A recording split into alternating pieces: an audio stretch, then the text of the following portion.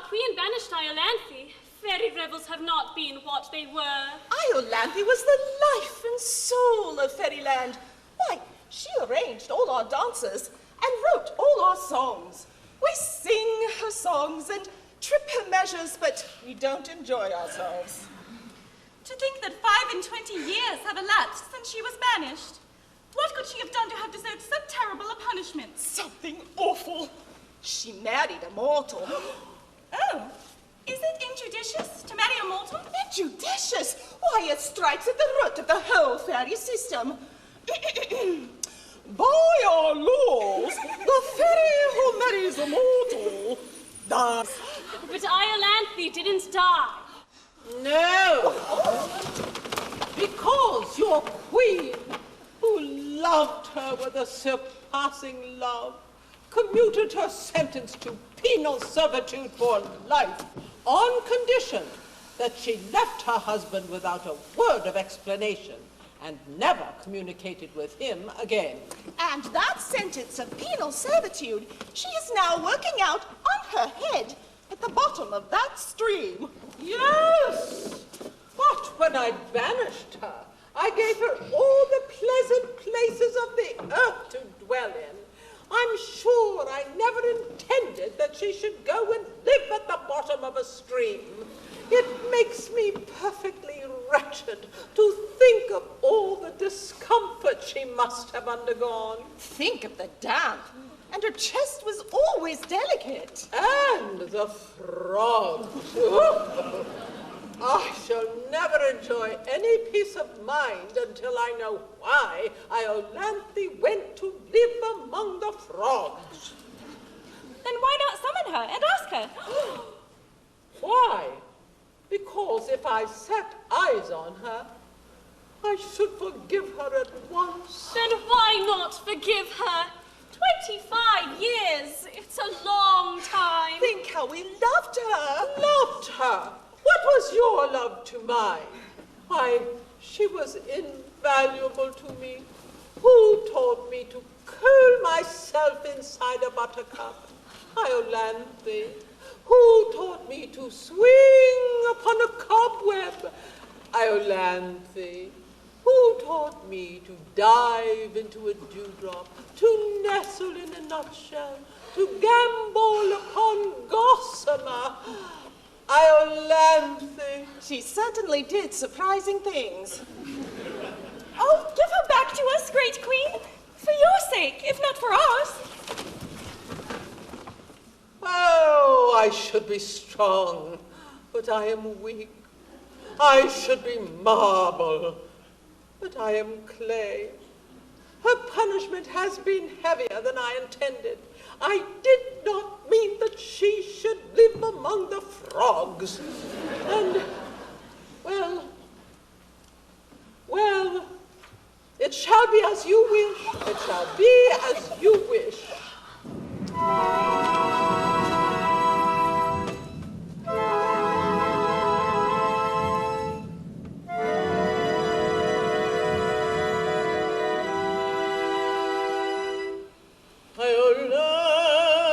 Iolanthe, from thy dark exile thou art summoned. Come to our court.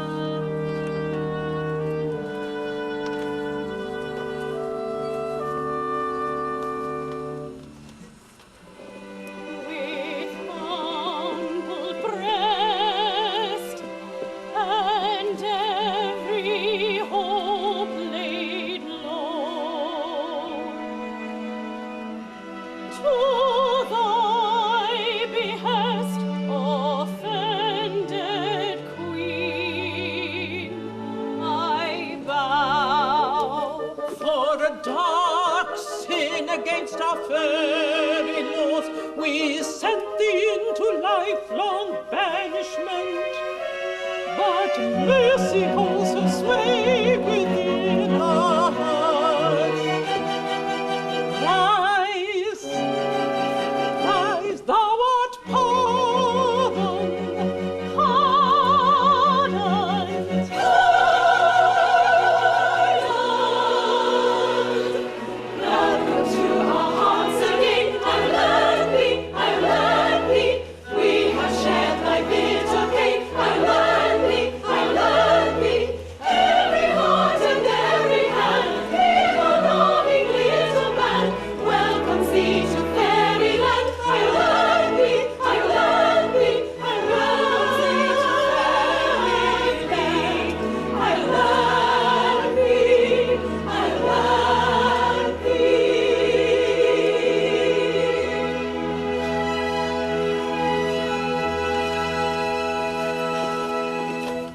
And now tell me, with all the world to choose from, why on earth did you decide to go and live at the bottom of that stream? To be near my son, Strephon. Bless my heart. I didn't know you had a son. He was born soon after I left my husband, by your royal command. But he doesn't even know of his father's existence. How old is he? 24. 24! No one to look at you would think you had a son of 24. But that's one of the advantages of being immortal. We never grow old.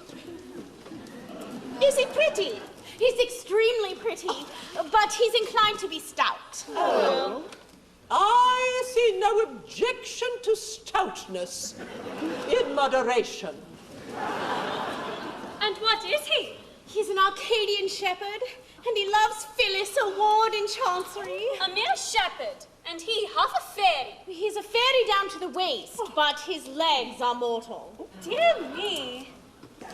I have no reason to suppose that I am more curious than other people, but I confess I should like to see a person who is a fairy down to the waist, but whose legs are mortal.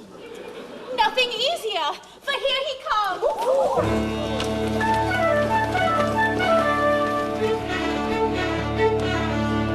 Good morrow, good mother. Good mother, good morrow. By some means or other, pray banish your sorrow. With joy beyond telling, my bosom is swelling, so joined in a measure expressive of pleasure, for I'm to be married today, today. Yes, I'm to be married today. Yes, he's to be married today, today. Yes, he's to be married today.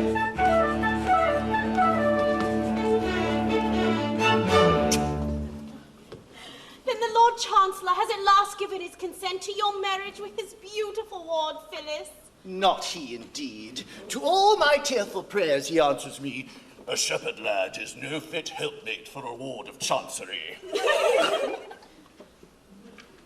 I stood in court, and there I sang him songs of Arcady, with flageolet accompaniment in vain. At first he seemed amused, so did the bar, but quickly wearying of my song and pipe, bade me get out. A servile usher then, in crumpled bands and rusty bombazine, led me, still singing, into Chancery Lane. I'll go no more. I'll marry her today and brave the upshot, be it what it may. But who are these? Oh, Strephon, rejoice with me. My queen has pardoned me. Pardoned you, mother? This is good news indeed. And these ladies are my beloved sisters. Your sisters? Then they are my aunts. A pleasant piece of news for your bride on her wedding day. Hush! My bride knows nothing of my fairyhood. I dare not tell her lest it frighten her. She thinks me mortal and prefers me so. Your fairyhood doesn't seem to have done you much good. Much good? My dear aunt, it's the curse of my existence. What's the use of being half a fairy? My body can creep through a keyhole, but what's the good of that if my legs are left kicking behind? I can make myself invisible down to the waist. but that's of no use if my legs remain exposed to view. My brain is a fairy brain, but from the waist downwards, I'm a gibbering idiot. My upper half is immortal, but my lower half grows older every day, and someday or other must die of old age. What's to become of my upper half when I've buried my lower half? I really don't know. Oh, I see your difficulty, but with a fairy brain, you should seek an intellectual sphere of action. Let me see. I've a borough or two at my disposal. Would you like to go into Parliament? Oh, a fairy member? That would be delightful. I'm afraid I should do no good there. You see, down to the waist, I'm a Tory of the most determined description, but my legs are a couple of confounded radicals.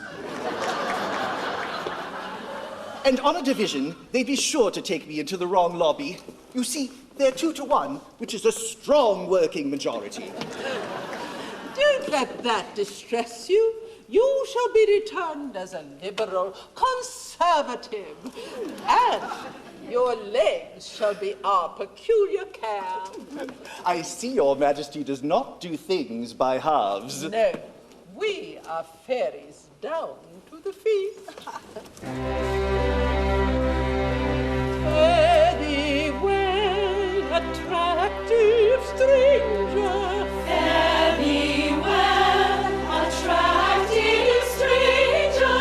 Shouldst thou be in doubt or danger, peril or perplexity, call us and we'll come to thee. I call us and we'll come to thee.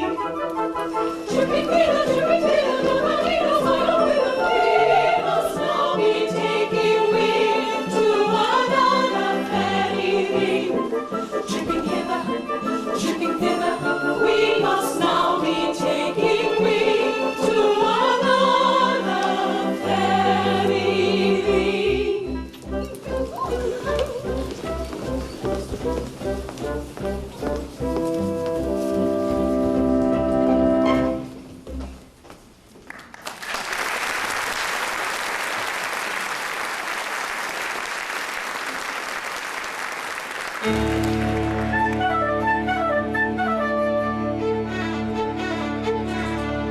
Good morrow, good lover. Good lover, good morrow. I prithee discover, steal, purchase, or borrow some means of concealing the care you are feeling, and join in a measure expressive of pleasure. For we're to be married today, today. Yes, we're to be married today. Yes, we're to be married today, Today. Yes, we're to be married Today.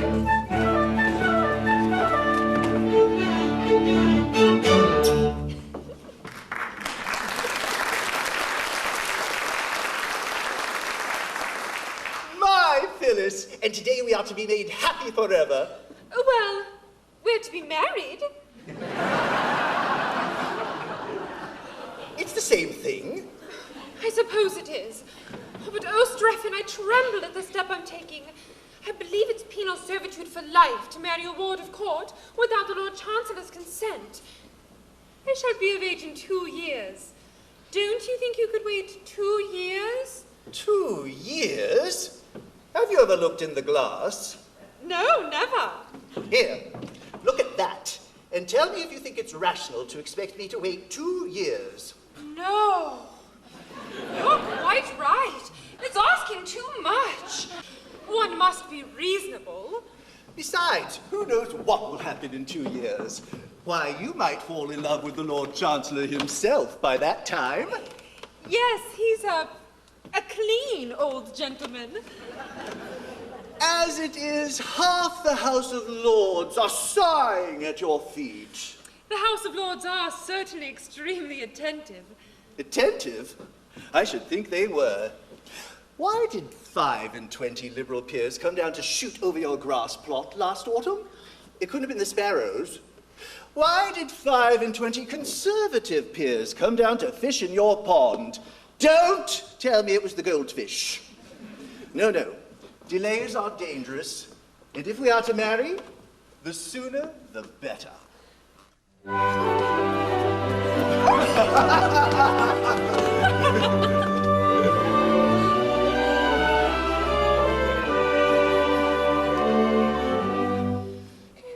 shall part us from each other, one in life and death are we. Holding on to one another, I to thee and thou to me. Holding on to one another,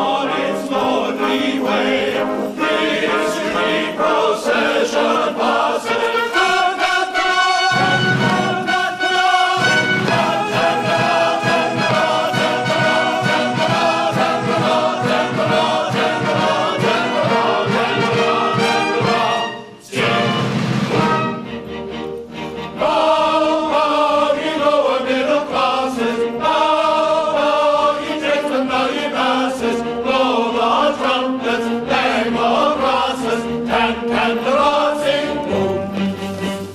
Blow, blow, the lower middle classes, blow, blow, the traitor money masses, blow the trumpets, bang the brasses, can the rods sing, the rods sing, the rods, and the rods, and the rods sing boom, sing. We are hills of highest nation, and along the legislation, hills of the British nation. And the rod sing boom, and the rod sing boom.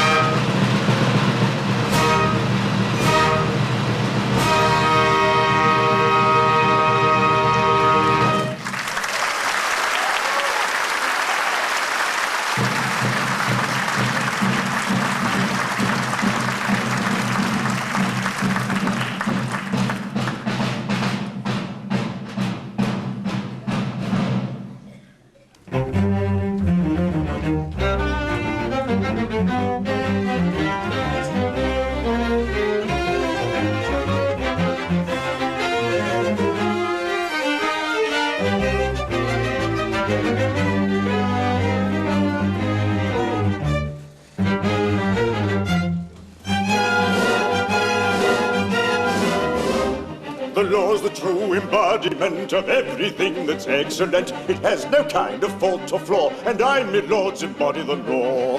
The constitutional guardian, I, of pretty young wards and chancellor, I, all very agreeable girls, and none are over the age of 21. A pleasant occupation for a rather susceptible chancellor. A pleasant occupation for a rather susceptible chancellor.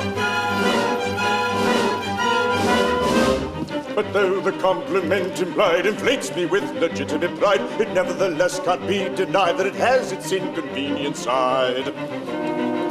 For I'm not so old and I'm not so plain, I'm quite prepared to marry again. But there'd be the deuce to pay in the lords if I fell in love with one of me wards.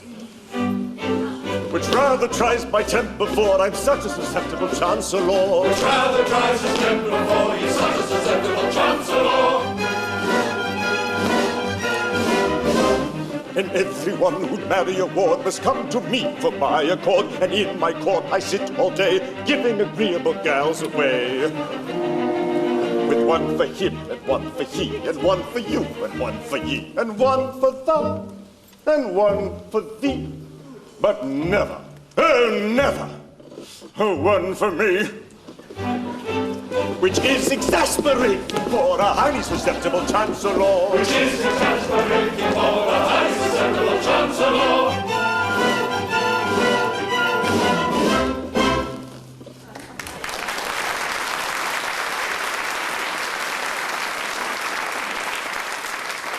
And now, my lords, to the business of the day. By all means.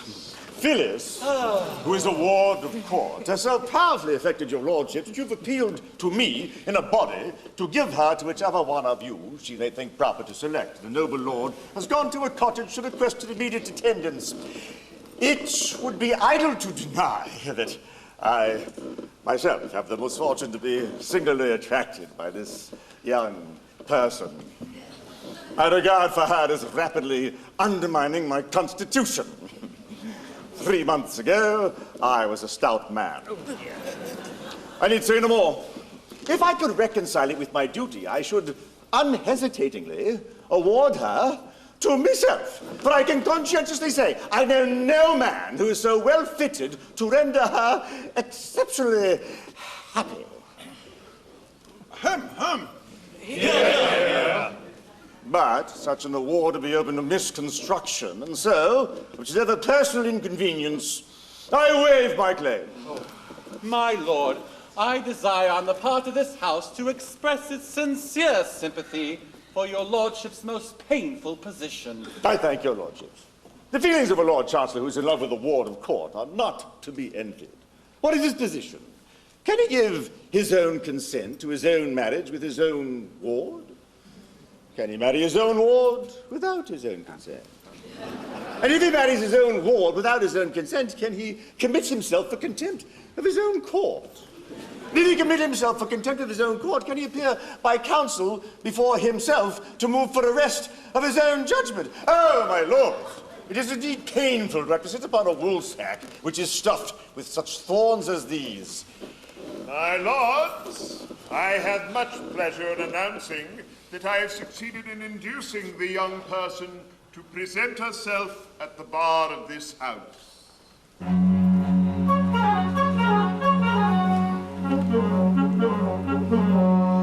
My well-loved lord and guardian dear, you summoned me and I am here. Oh, Russia, how beautiful, how gentle, how beautiful.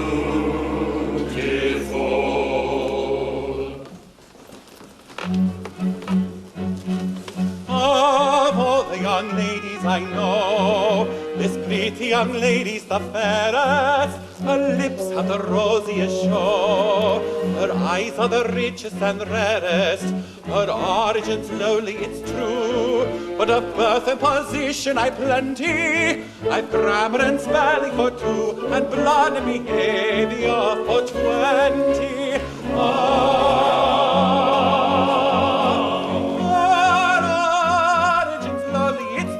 I've grammar and spelling for 2, of birth and position I've plenty, with blood and behavior for 20. Of birth and position I've plenty, blood and behavior for 20.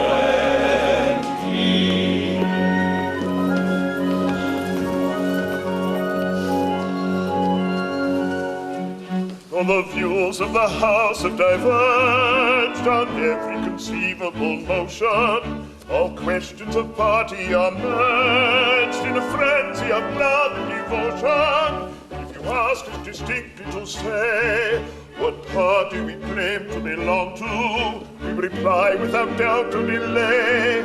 For party we're singing this song to. If you ask us distinctly to say, we reply without doubt or delay. The party we claim to belong to is the party we're singing this song to. The party we claim to belong to is the party we're singing this song to.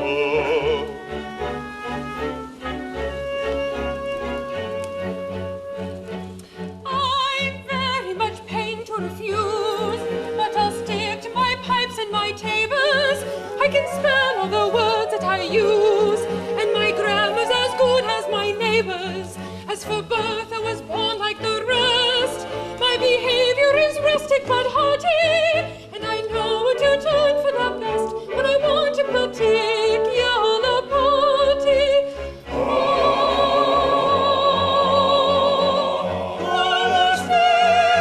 Is one of the best. I suppose she was born like the rest. She knows what to look for a party when she wants a particular party.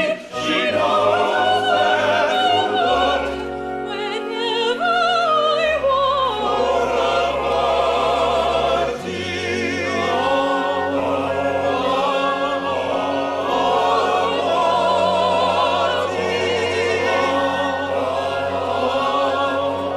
She knows where to look for a party.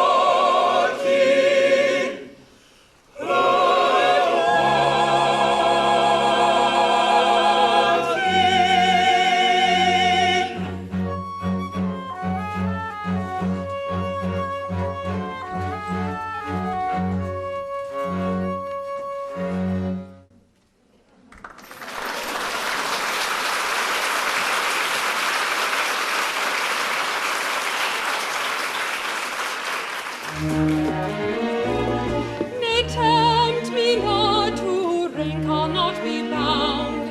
In lowly cot alone is virtue found. No, no, indeed, high rank will never do. The peerage is not destitute of virtue. Spurn not the nobly born with love affected, nor treat with virtue scorn the well connected. High rank involves no shame, we boast an equal claim with him of humble name to be respected. Blue blood, when virtue's love is sought, thy power is not, though taking from the flood, blue blood, blue blood. When virtuous love is sought, thy power is not, though dating from the flood, blue blood, blue blood. Spare us the bitter pain of stern denials, nor with low-born disdain augment our trials. Hearts just as pure and fair may beat in Belgrave Square as in the lonely air of Seven Dials. Blue blood, of what avail art thou to serve us now, though dating from the flood, blood, blue blood. Of what avail art thou to serve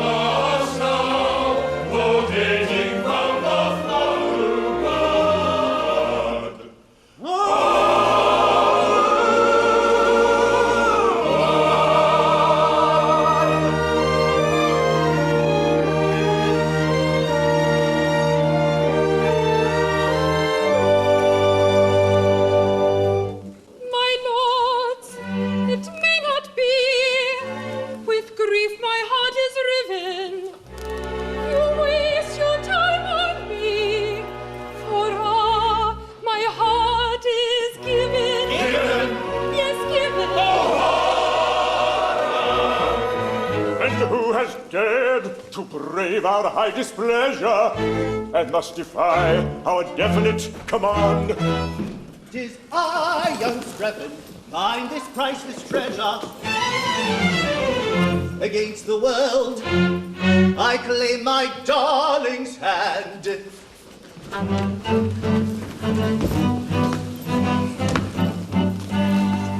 A shepherd I, A shepherd he, of Arcady, of Arcady, betrothed are we, betrothed are they, and mean to be espoused today. A shepherd he, of Arcady, a shepherd he, of Arcady, betrothed are they, and mean to be espoused today. Neath its flowers the father rider, glory momentarily swagger. In each heart, proudly innately, let's depart, dignified and stately. Let's depart, dignified and stately, dignified and stately, dignified and stately, dignified and stately, dignified and stately, dignified and stately.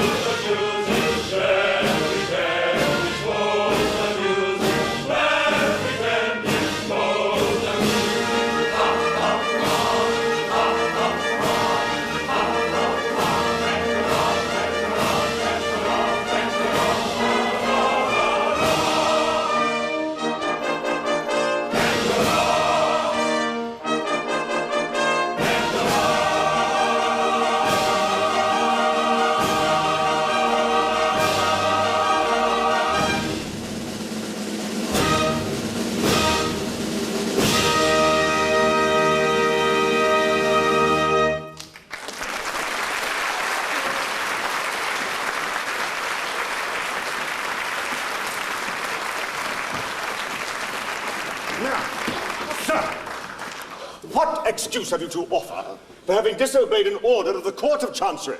My lord, I know no courts of chancery. I go by nature's acts of parliament. The bees, the breeze, the seas, the rooks, the brooks, the gales, the vales, the fountains, and the mountains cry, "You love this maiden, take her, we command you." 'Tis written in heaven by the bright barbed dart that leaps forth into lurid light from each grim thundercloud. The very rain pours forth her sad and sodden sympathy. When chorus nature bids me take my love, shall I reply, "Nay, but a certain chancellor forbids it"? Sir, you are England's Lord High Chancellor, but are you Chancellor of birds and trees, King of the winds and Prince of thunderclouds? Good God, a libertarian. No, it's a nice point. I don't know I ever met it before, but my difficulty is that at present there is no evidence before the court that chorus nature has interested herself in the matter. No evidence. You have my word for it. I tell you that she bade me take my love. But you mustn't tell us what she told you. It's not evidence. Now, an affidavit from a thunderstorm, or a few words on oath from a heavy shower, would meet with all the attention they deserve. And have you the heart to apply the prosaic rules of evidence to a case which bubbles over with poetical emotion? Distinctly. I have always kept my duties strictly before my eyes. It is to that fact that I owe my advancement to my present distinguished position.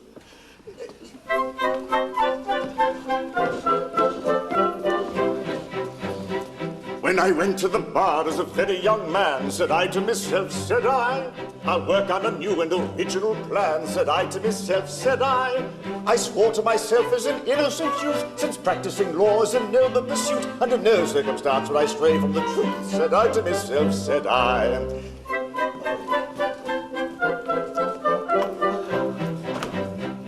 As high as I rise in the legal elite, said I to myself, said I, I'll resist the temptation to lie and to cheat, said I to myself, said I. And when I find a client who's guilty as hell, then that is exactly the tale I will tell. And I'm sure that my practice will do very well, said I to myself, said I.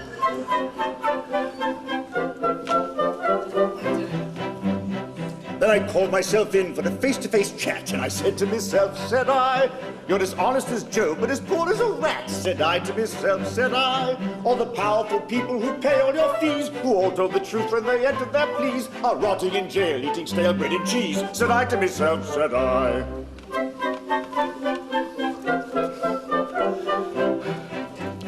So I took my advice and resolved on that day. I said to myself, said I, from now on the truth is whatever I say, said I to myself, said I. And now as the fellow who runs this whole club, when I find a law that I think is corrupt, I just put on this costume and make new ones up. Say I to myself, say I.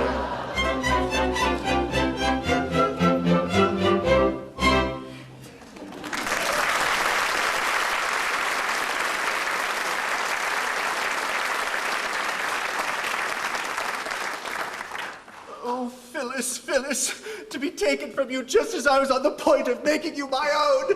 Oh, it's too much, it's too much. My son, in tears, and on his wedding day.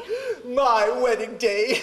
Oh, Mother, weep with me, for the law has interposed between us, and the Lord Chancellor has separated us forever. The Lord Chancellor? Oh, if he did but know. If he did but know what? No matter. The Lord Chancellor has no power over you. Remember, you're half a fairy. You can defy him, down to the waist. Yes, but from the waist downwards he can commit me to prison for years. Of what avail is it that my body is free if my legs are working out 7 years penal servitude? True, but take heart. Our queen has promised you her special protection. I'll go to her and lay your peculiar case before her. My beloved mother, how can I repay the debt I owe you?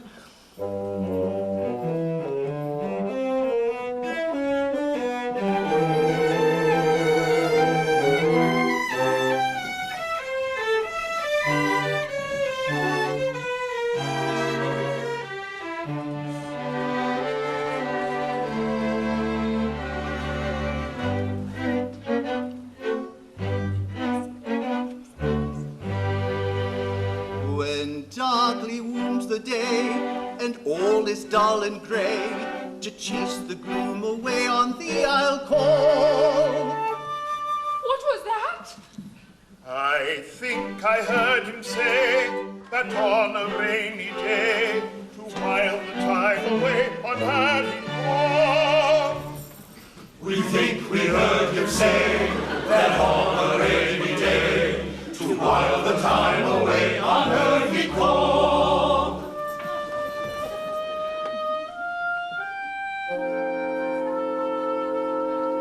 When tempests wreck thy bark, and all is drear and dark, if thou shouldst need an ark, I'll give thee one. What was that? I heard the mate's remark, she'd meet him after dark, inside St. James's Park and give him one. We heard the mate's remark, she'd meet him after dark, inside St. James's Park and give him one. The prospect's not so bad, my heart so sore and sad, may Daddy soon be glad I saw my son. For when the sky is dark and tempest wreck I bark, if I should need an ark, she'll give you one. I'll give thee one. I'll give thee one.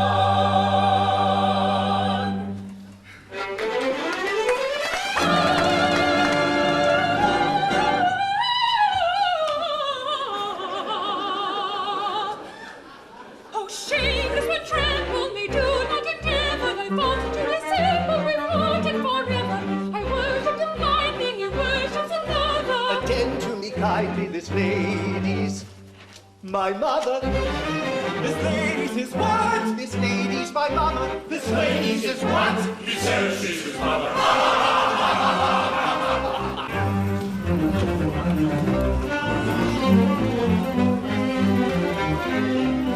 What means this mirth unseemly that shakes the listening earth? The joke is good extremely and justifies our mirth. This gentleman is seen with a maid of 17, out taking of his dolce far niente. And one has seen achieve, for he asked her to believe she's his mother, and he's nearly 5 and 20. Recollect yourself, I pray, and be careful what you say, as the ancient Romans said, festina lente. For I really do not see how so young a girl could be the mother of a man of 5 and 20.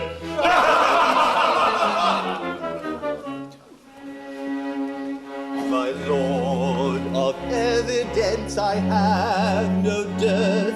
She has been my mother from my birth. In babyhood, upon her lap I lay, with infant food she moistened my clay. Had she withheld the succor she supplied, by hunger quelled, your strength and might have died. Had that refreshment been denied, indeed our strephon might have died. Had that refreshment been denied, indeed our strephon might have died.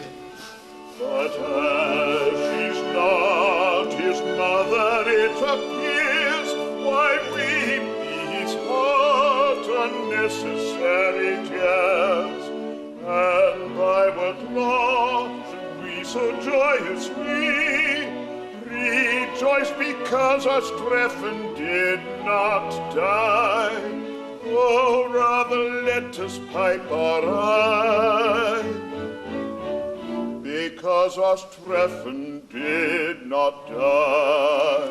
That's very true, let's pipe our eye, because our strephon did not die.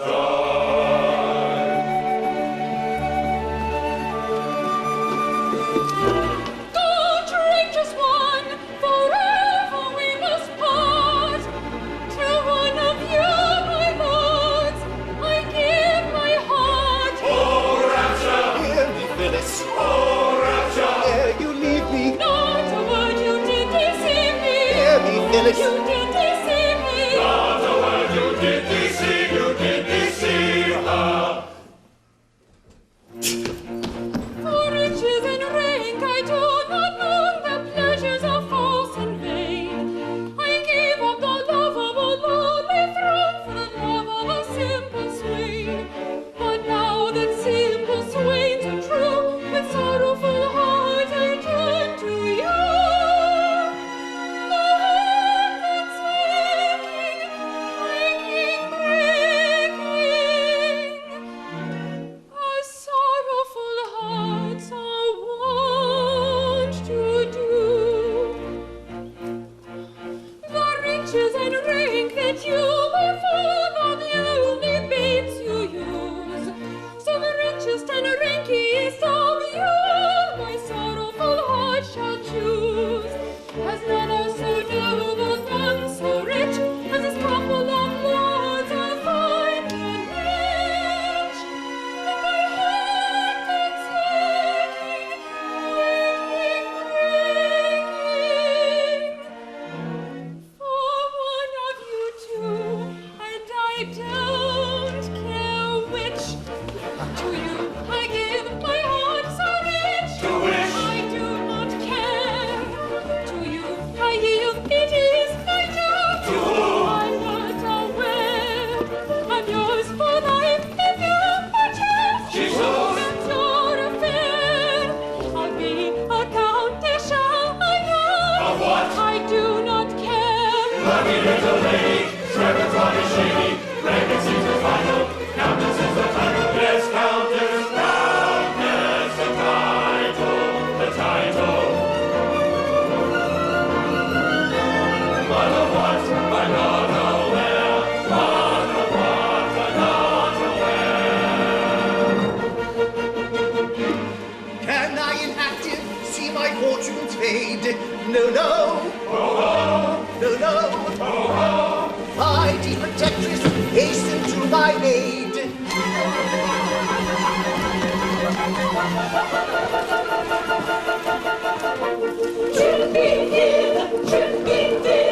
Nobody knows why you'll be. Why you want us, we don't know, but you've summoned us, and so enter all the little fairies to their usual dripping measure. To oblige you, all our care is tell us, pray, what is your pleasure?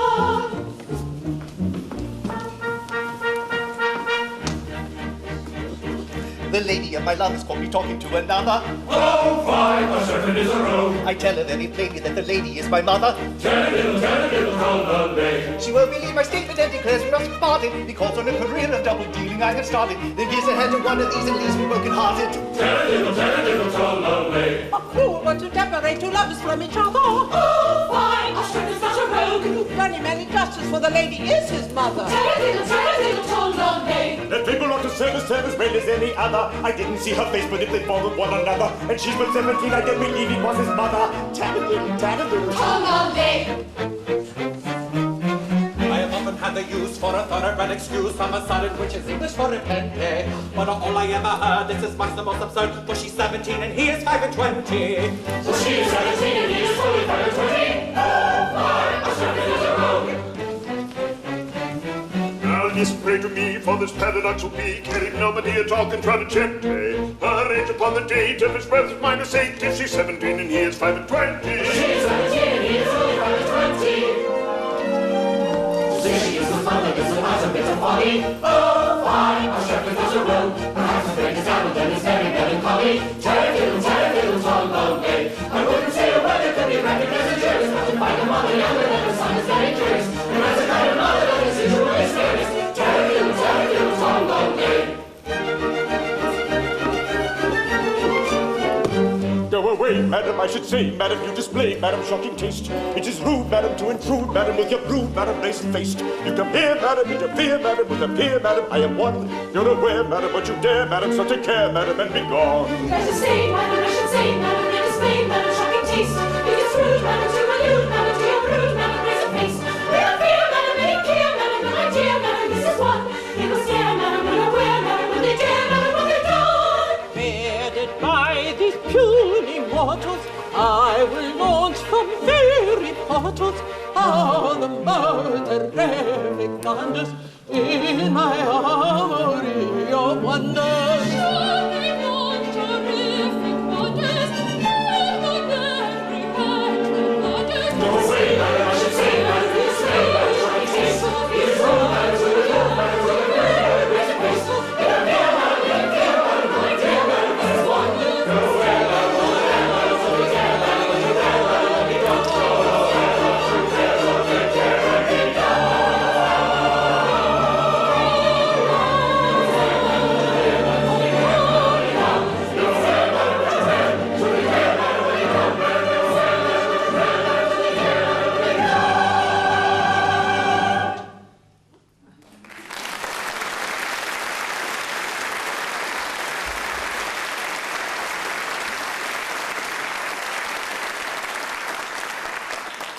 Chancellor unwary, it's highly necessary your tongue to teach, respectful speech, your attitude to vary, your body now so airy, your manner arbitrary, are out of place when face to face with an influential fairy. We never knew we were talking to an influential fairy.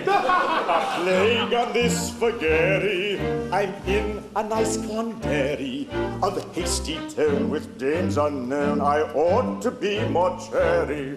It seems that she's a fairy from Anderson's library, and I took her for the proprietor of a ladies' seminary.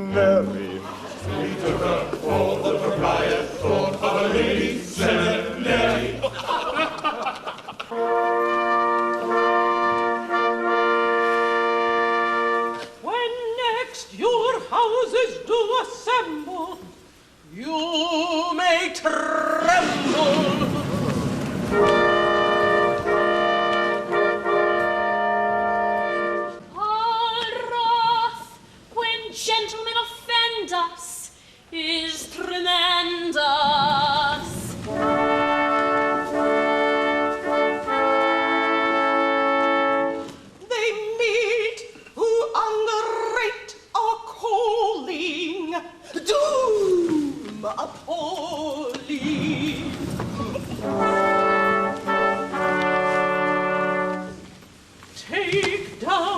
sentence as we speak it, and he shall break it.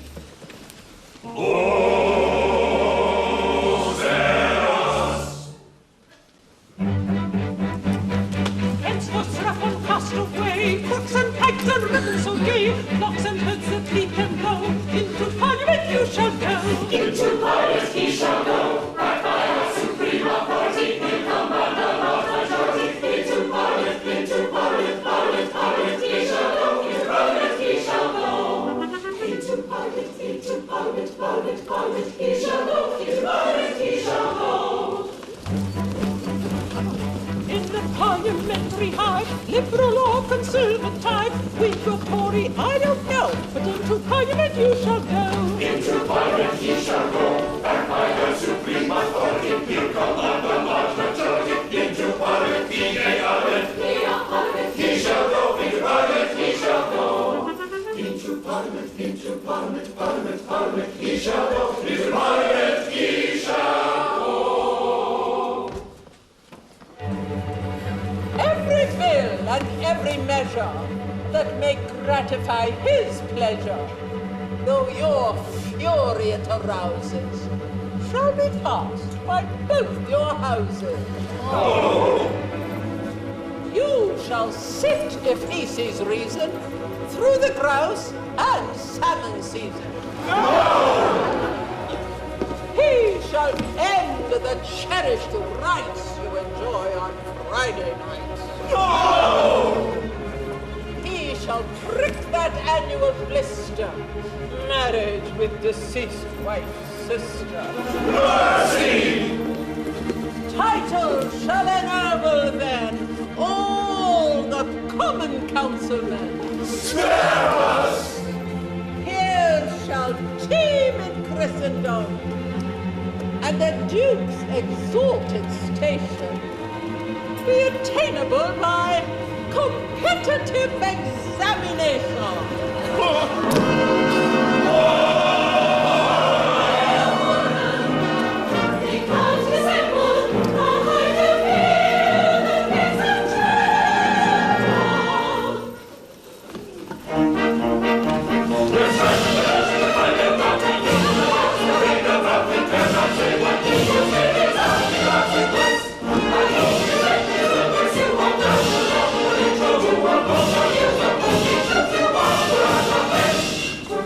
Into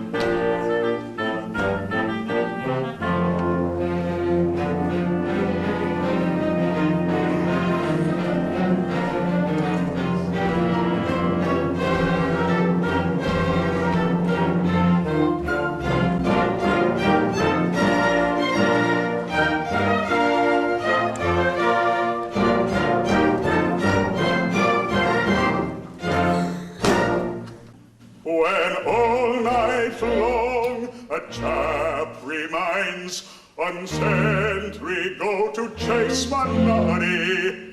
He exercises of his brains.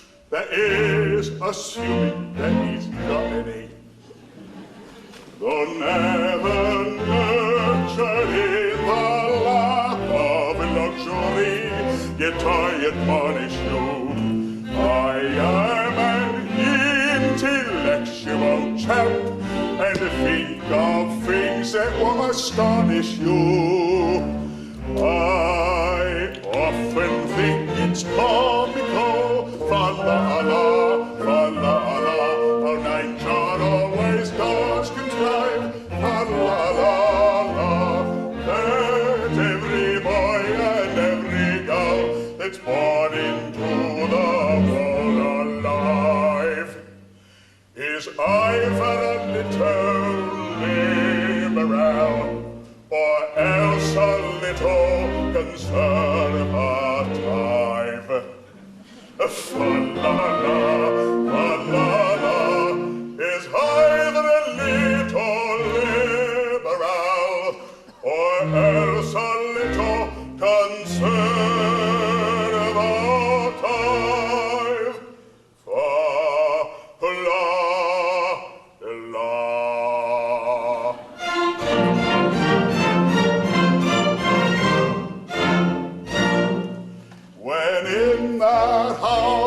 MPs divide if they've a brain and cerebellum too.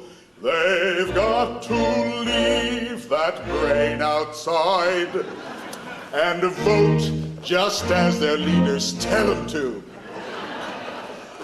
But then the prospect of a lot of MPs in close proximity, all thinking for themselves is what no man can price with equanimity.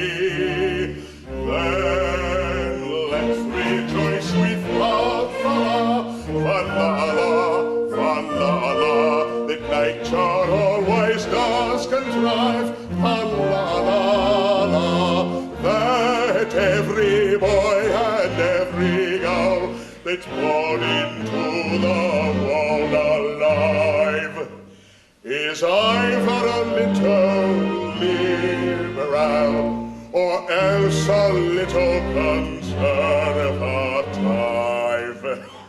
Fa-la-la, fa-la-la, is either a little liberal or else a little conservative.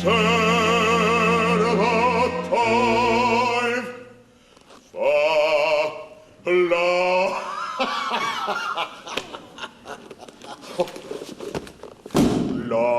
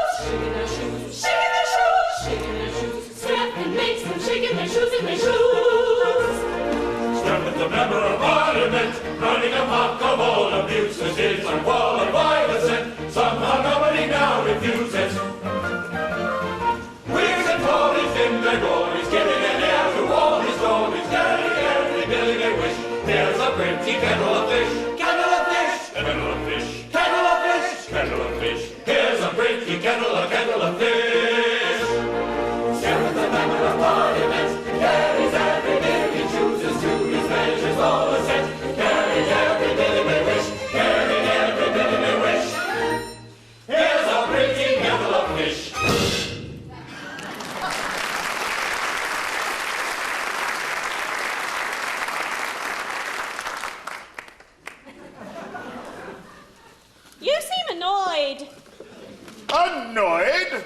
I should think so. Why, this ridiculous protege of yours is playing the deuce with everything. Tonight is the second reading of his bill to throw the peerage open to competitive examination. And he'll carry it too. Carry it? Of course he will. He's a parliamentary Pickford. He carries everything. Yes, if you please. That's our fault. The deuce it is. We call it peer pressure. Yes, we influence the members and compel them to vote just as he wishes them to. It's our system. It shortens the debates. Well, but think what it all means. I don't so much mind for myself, but with a house of peers with no grandfathers worth mentioning, the country must go to the dogs. I suppose it must. I don't want to say a word against brains. I have a great respect for brains. I often wish I had some myself. But with a house of peers composed entirely of persons of intellect, what's to become of the House of Commons? I hadn't thought of that. This comes of women interfering in politics. It so happens that if there is an institution in Great Britain which is not susceptible of any improvement at all, it is the House of Peers.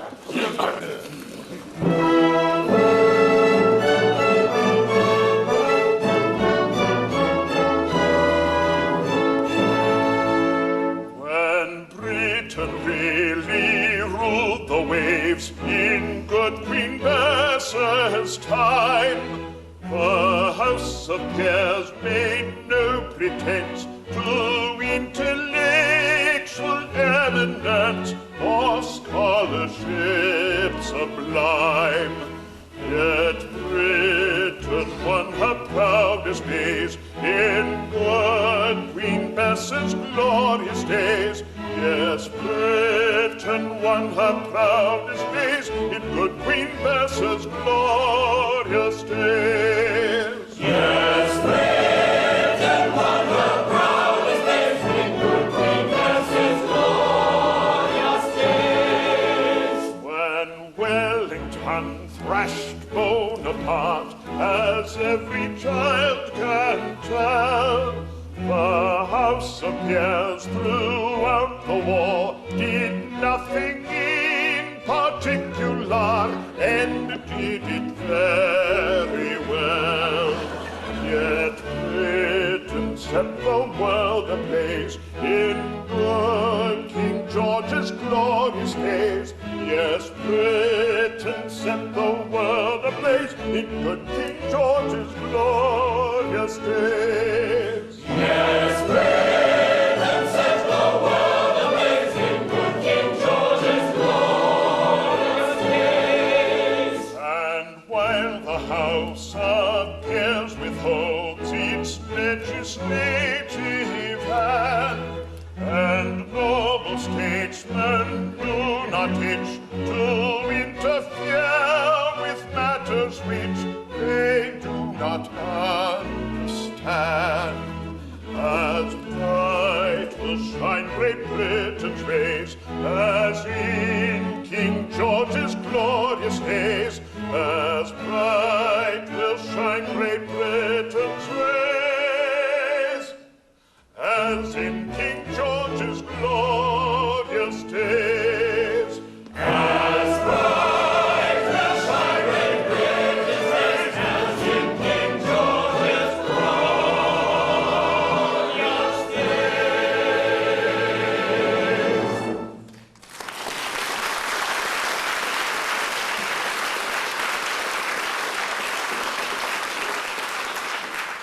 Charming persons, are they not? Distinctly. For self-contained dignity combined with airy condescension, give me a British representative peer. Then pray, stop this protege of yours before it's too late. Think of the mischief you're doing. But we can't stop him now. Aren't they lovely? Why did you have to go and defy us, you great geese?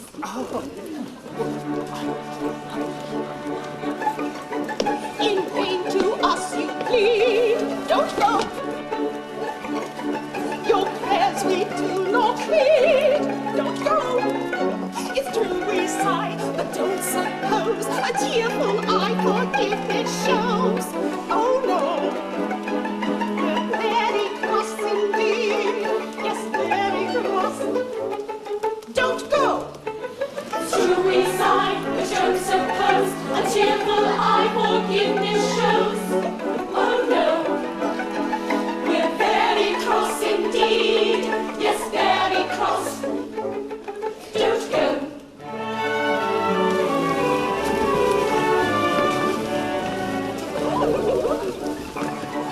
Your disrespectful sneers, don't go. Call forth indignant tears, don't go. You break our laws, you are our foe. We cry because we hate you so. You know, very wicked pears, you wicked pears, don't go. You break our laws, you are our foe. We cry because we hate you so. You know, you very wicked peers, you wicked peers, don't go. Our disrespectful sneers, ha ha, call forth indignant tears, ha ha, if that's the case, my dears, Don't go. we'll go.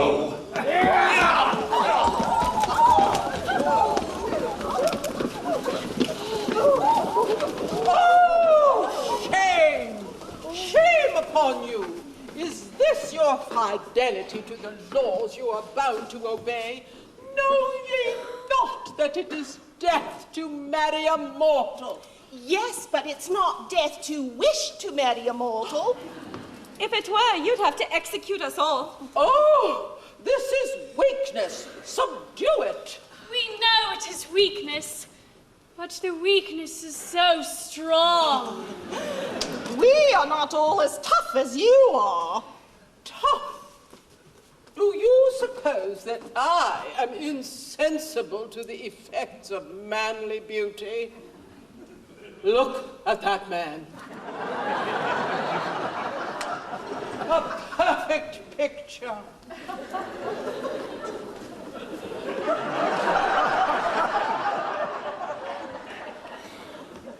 Who are you, sir?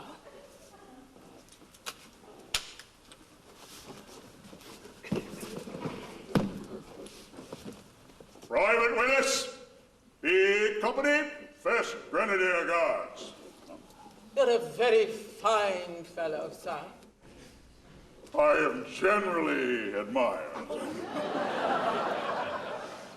I can quite understand it. Now, here is a man whose physical attributes are simply godlike. That man has a most extraordinary effect upon me. If I yielded to a natural impulse, I should fall down and worship that man. But I mortify this inclination. I wrestle with it, and it lies beneath my feet. That is how I treat my regard for that man.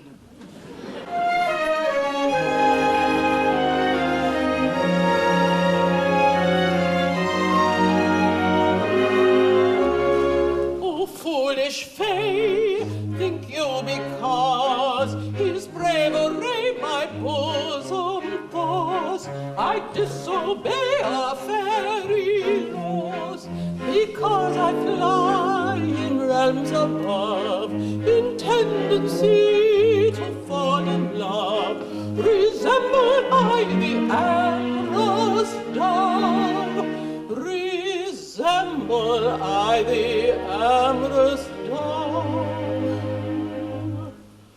Oh, amorous dove, type of Ovidius Naso, this heart of mine is soft design, although I dare not say so.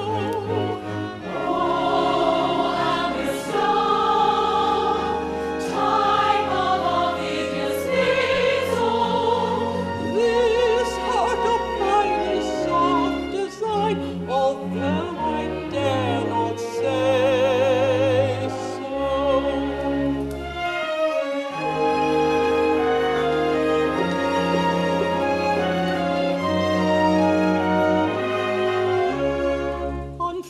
that glows with heat intense, I turn the hose of common sense, and out it goes at small expense.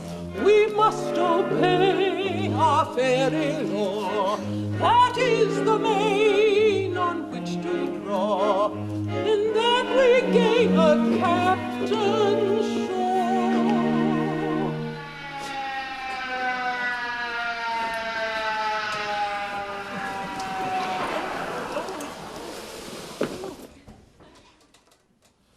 In that we gain a captain's shore.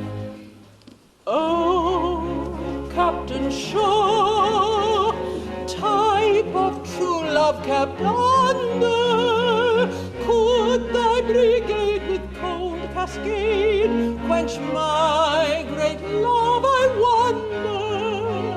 Oh, Captain Shaw, type of true love kept under, could thy brigade with cold cascade quench my great love, I wonder?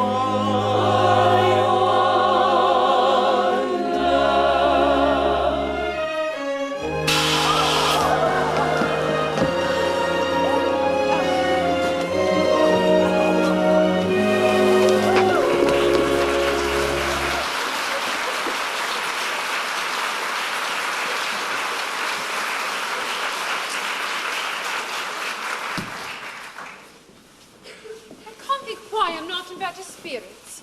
I'm engaged to 2 noblemen at once. That ought to be enough to make any girl happy. But I'm miserable. Don't suppose it's because I care for Strephon, but I hate him. No girl could care for the man who goes about with a mother considerably younger than himself. Phyllis, my darling. Phyllis, my own. Don't! How dare you? But perhaps you're the 2 noblemen I'm engaged to? I am one of them. I am the other. Oh then, my darling, my own. Well, have you settled which it's to be? Not altogether. It's a difficult position. It would hardly be delicate to toss up. On the whole, we'd rather leave it to you. How can it possibly concern me? You're both earls, you're both rich, and you're both plain. So we are. At least I am. So am I. Oh, no. Oh, I am indeed very plain. Well, perhaps you are. There's really nothing to choose between you. If one of you would forego his title and distribute his estates among his Irish tenantry, why then I should see reason for accepting the other.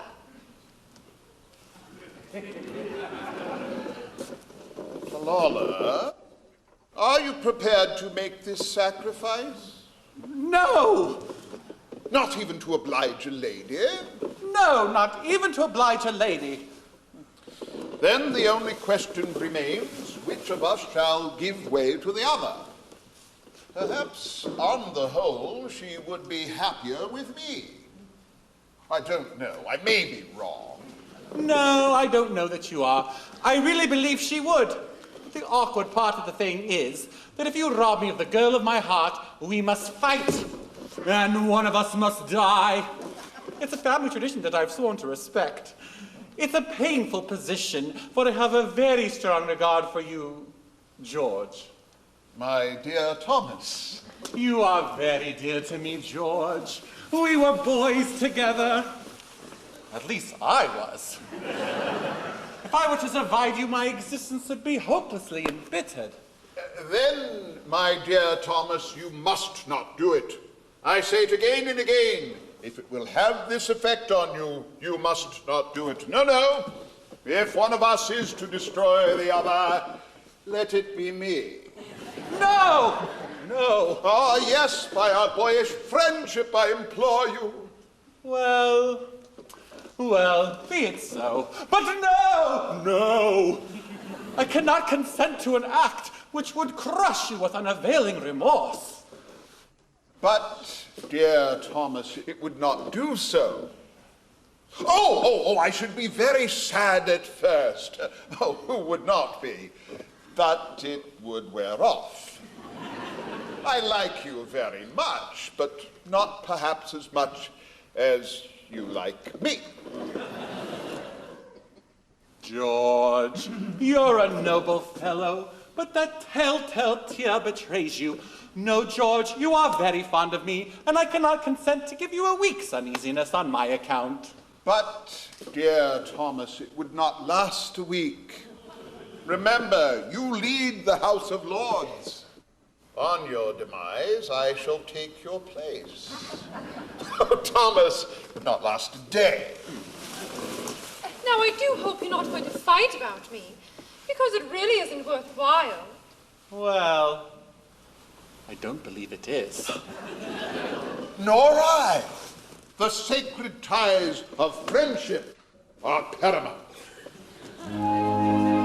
Though perhaps I may incur your blame, the things of you I would not do in friendship's name. And I may say I think the same, not even love should rank above true friendship's name. Then free me, pray me, mine the blame. Forget your craze and go your ways in friendship's name. In friendship's name. Oh, many a man in friendship's name has yielded fortune, rank, and fame, but no one yet, no one so wide, has yielded up a promised bride, except of friendship. Oh, the same.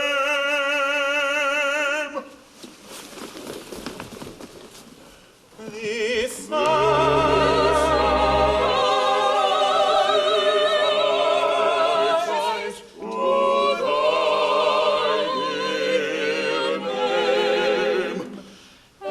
Accept this sacrifice to thy dear name.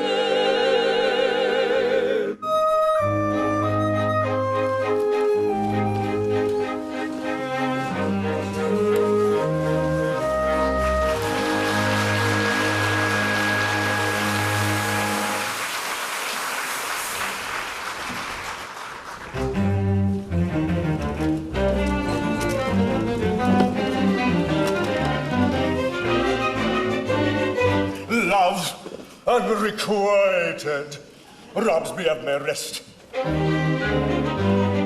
Love, hopeless love, my ardent soul encumbers. Love, nightmare-like, lies heavy on my chest, and weaves itself into my midnight slumbers.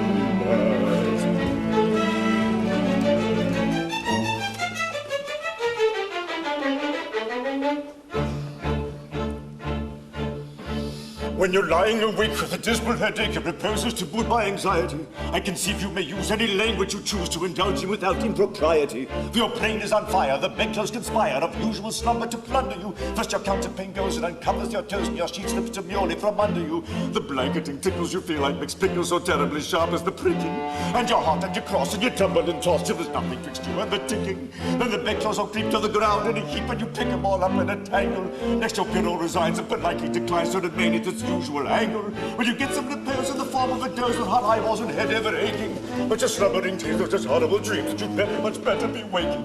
For you dream you are crossing the channel and tossing about in a steamer from Harwich, which is something between a large bathing machine and a very small second-class carriage. And you're giving a treat penny ice and cold meat to a party of friends and relations. They're a ravenous horde, and they all came on board and still swear at South Kensington stations. And down on that journey you find your attorney who started that morning from Devon. He's a bit undersized, and you don't feel surprised when he tells you he's only 11. We are riding like mad with the singular lad by the ship's now a four-wheeler. And you're playing round games and he calls you bad names. You tell him the ties pay the dealer. Well, these two got stabs, you throw up your hand and you find it as cold as an icicle. And your shirt and your socks, and that's so that your clocks was exalted playing on a bicycle.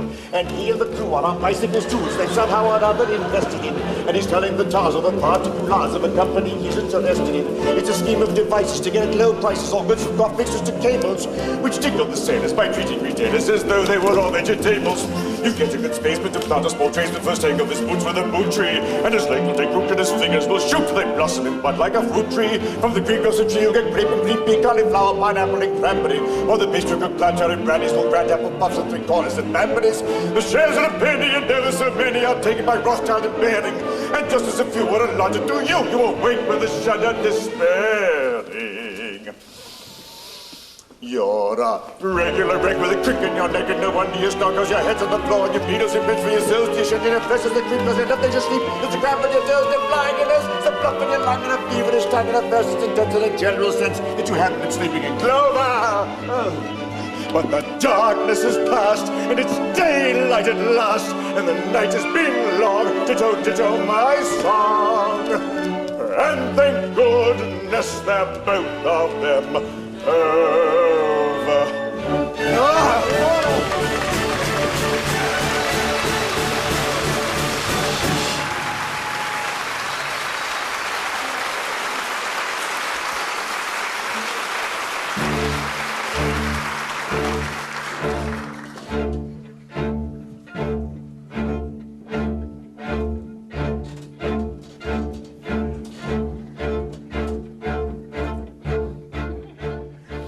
And he and the crew are on bicycles too, which then somehow or other invested in, and he's telling the tars of the particulars of a company he's interested in. It's a scheme of devices to get at low prices all goods from cosmetics and cables, which tickle the sailors by treating retailers as though they were all vegetables. You get a good spaceman to plant a small tracer for the sake of his boots with a boot tree, and his leg will take root and his fingers will shoot till they blossom in bud like a fruit tree. From the green of the tree you get grape and green pea, cauliflower, pineapple and cranberry, or the pastry cooked planter and brandies, little grand apple puffs and three-corners and banberries. The shares of a penny and ever so many are taken by Rothschild and Baring, and just as if you were allotted to you, you awake with a shudder despairing. You're a regular wreck with a crick in your neck, and no wonder your stalkers, your heads on the floor, and your needles and pins for your soles, your shits and your fleshes and creepers and left you asleep in the crap and the toes, the flying in us, the fluffy and like and a feverish tongue and a thirst intense in a general sense that you haven't been sleeping in clover. But the darkness is past, and it's daylight at last, and the night has been long. Ditto, ditto, my song. And thank goodness they're both of them over.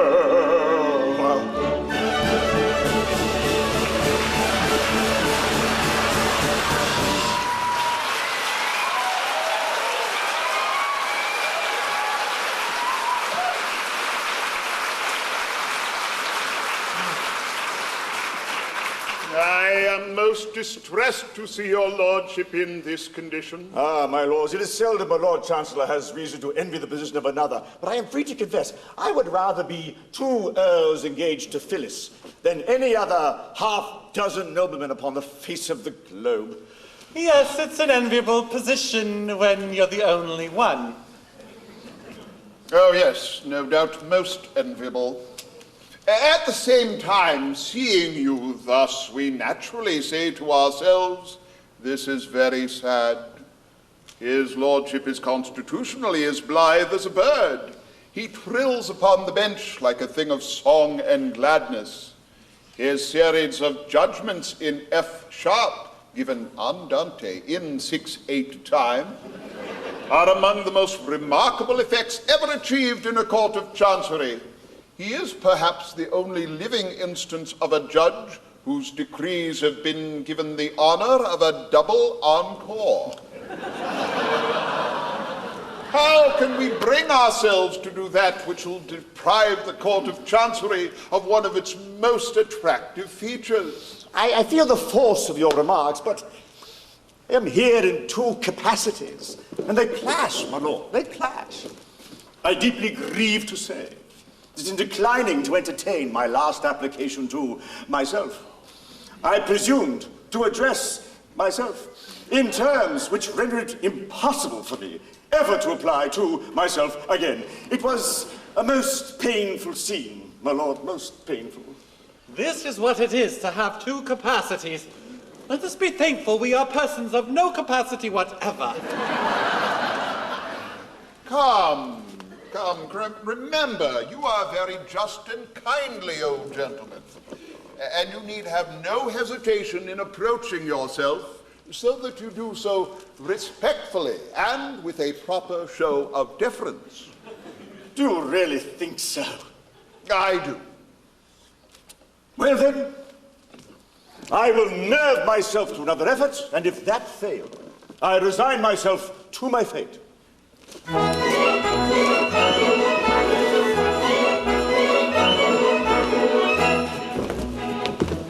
If you go in, you're sure to win. Yours will be the charming maid, be your law. The ancient saw, faint heart never won fair lady. Never, never, never faint heart never won fair lady.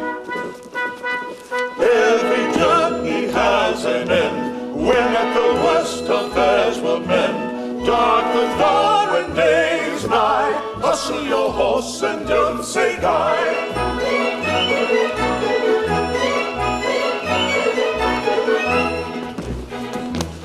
He who shies at such a price, he is not worth a man of 80. Be so kind to bear in mind, faint heart never won fair lady. Never, never, never faint heart never won fair lady.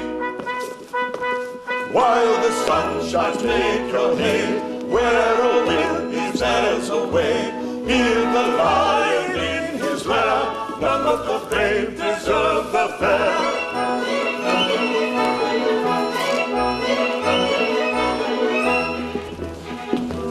I'll take part and make a start, though I fear the prospect shady. Much I'd spend to gain my end. Faint heart never won fair lady. Never, never, never faint heart never won fair lady. Nothing venture, nothing win. Blood is thick, but water's thin. In for a penny, in for a pound. It's love that makes the world go round.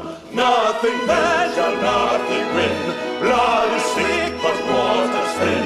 In for a penny, in for a pound. It's love that makes the world go round.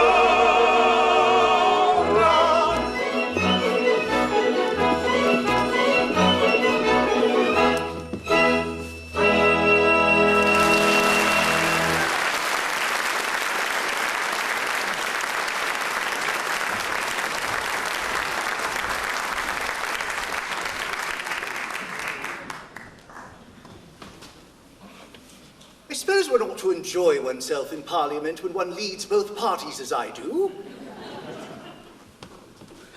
But I'm miserable. Poor, broken-hearted fool that I am. Oh, Phyllis, Phyllis. Yes? Phyllis!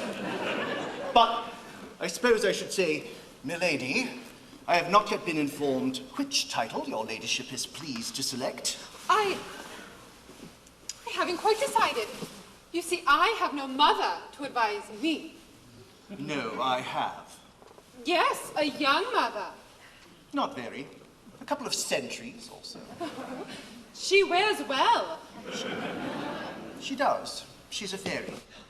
I beg your pardon? Or what? Oh, I've no longer any reason to conceal the fact. She's a fairy. A fairy?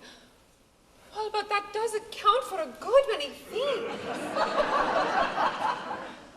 Then I suppose you're a fairy. I'm half a fairy. Which half? The upper half, down to the waistcoat. Dear me. Well, there's nothing to show it. Don't do that. But why didn't you tell me this before? I thought you would take a dislike to me. But as it's all off, you may as well know the truth. I'm only half a mortal. I'd rather have half a mortal I do love than half a dozen I don't. Oh, I think not. Go to your half-dozen. It's only two, and I hate them. Oh, please forgive me. I don't think I ought to. Besides, all sorts of difficulties will arise. You know, my grandmother looks quite as young as my mother. So do all my aunts. I quite understand. Whenever I see you kissing a very young lady, I shall know it's an elderly relative. You will? Then, Phyllis, I think we shall be very happy. Oh, we won't wait long. No, we might change our minds. We'll get married first. And change our minds afterwards? That's the usual course.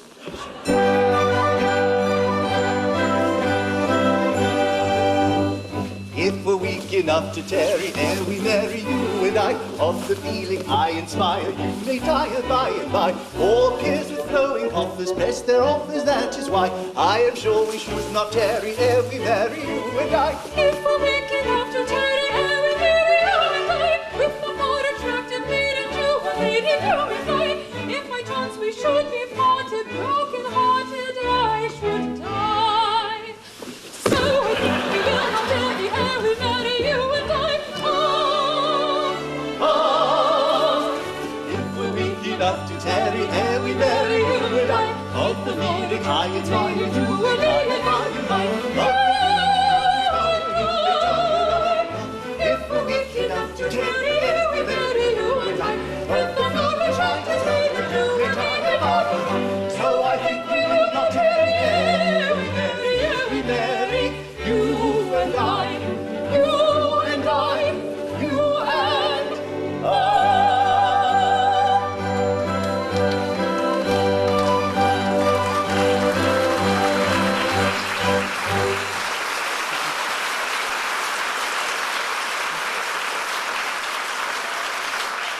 But does your mother know is she aware of our engagement? She is, and thus welcomes her daughter-in-law. She kisses just like other people. But the Lord Chancellor... I forgot him. Mother, none can resist your fairy eloquence. You will go to him and plead for us? No, impossible.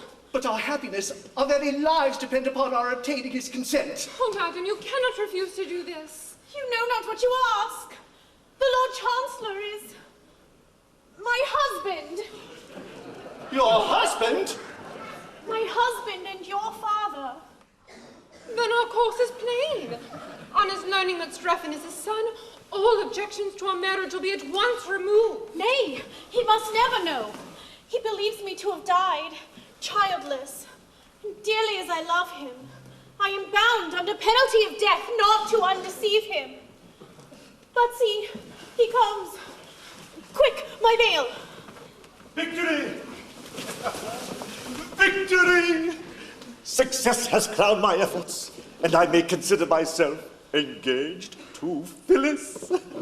At first, I wouldn't hear of it. 'Twas out of the question. But I took heart.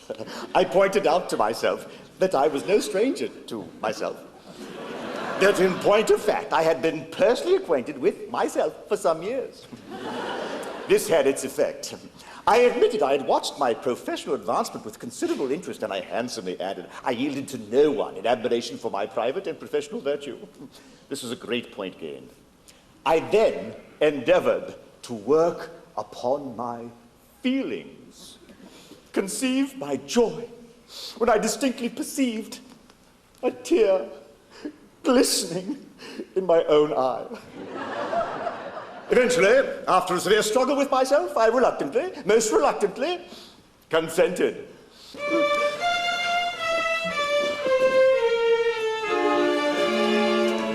My lord, a suppliant at your feet I kneel.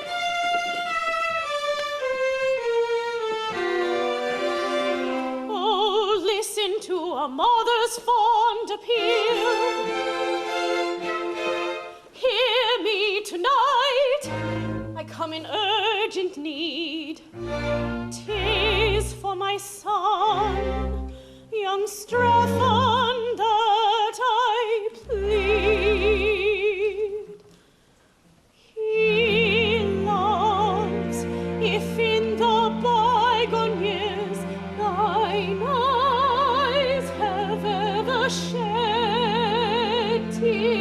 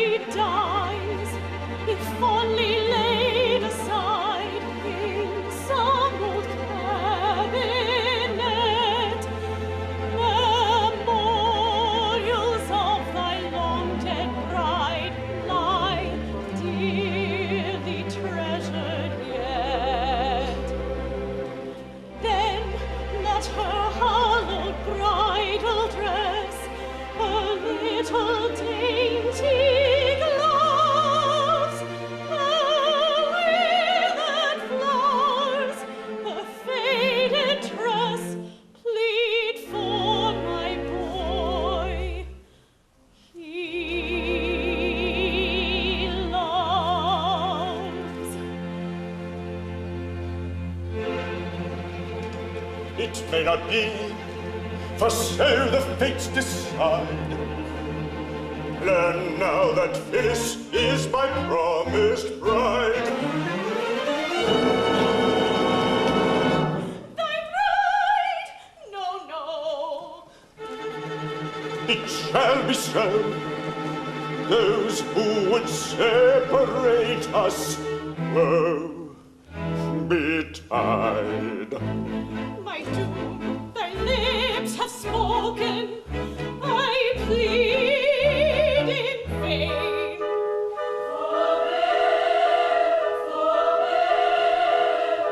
A vow already broken, I break again.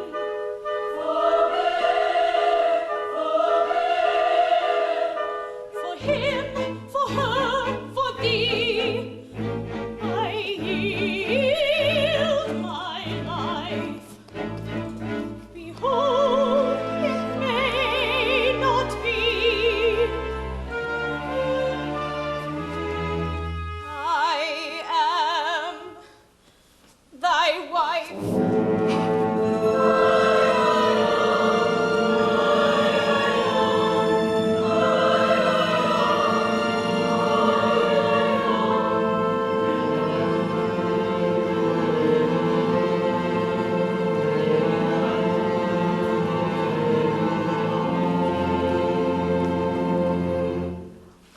Iolanthe, thou livest.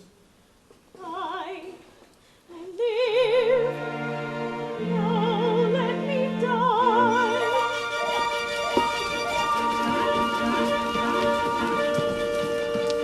Once again thy vows are broken, thou thyself thy doom hast spoken.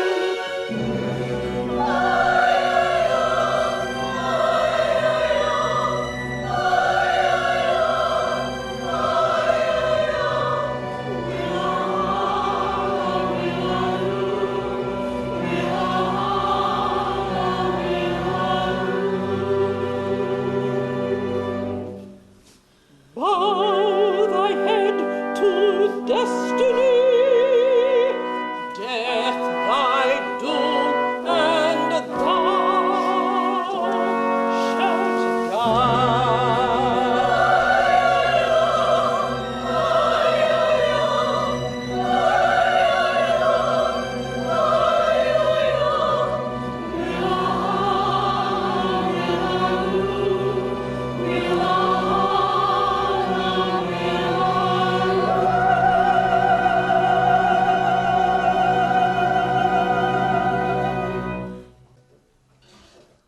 Hold!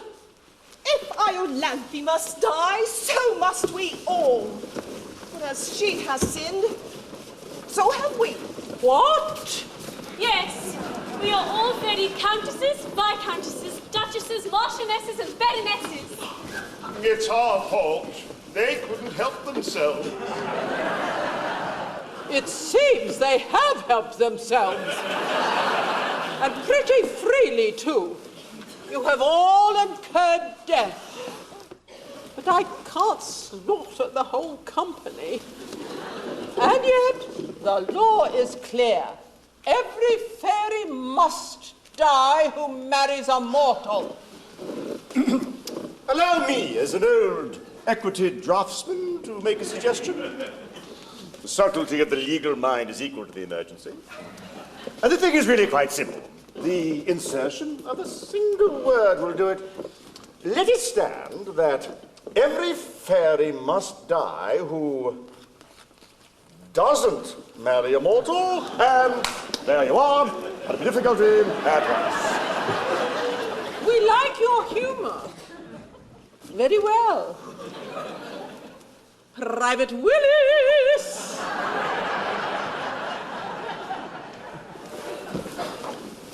Mum! To save my life, it is necessary that I marry at once. How should you like to become a fairy guardsman?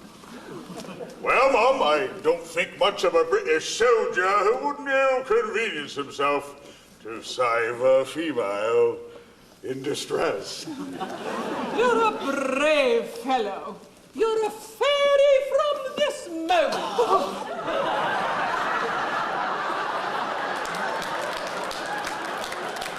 And you, my lords, how say you? Will you join our ranks?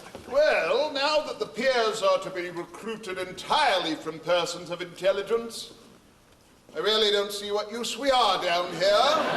Do you, Talala? None whatever. Good! Then away we go to fairyland.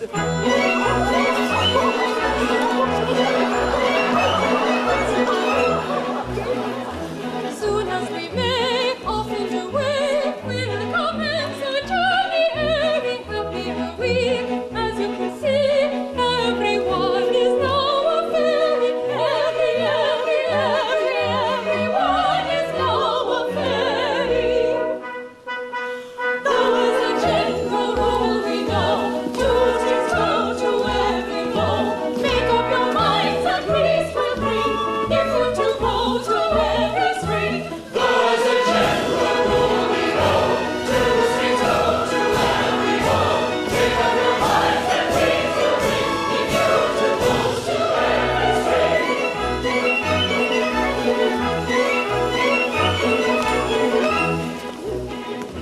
Up in the sky, ever so high, pleasures come in endless series. We will arrange happy exchange, house of peers for house of peers, peers, house of peers for house of peers. Up in the air, sky high, free from lords and chancellor. I should be sure ye have your form, I'm such as the central chancellor. Up in the air, sky high, free from lords and chancellor. You will be sure you have your form, and such as the central chancellor.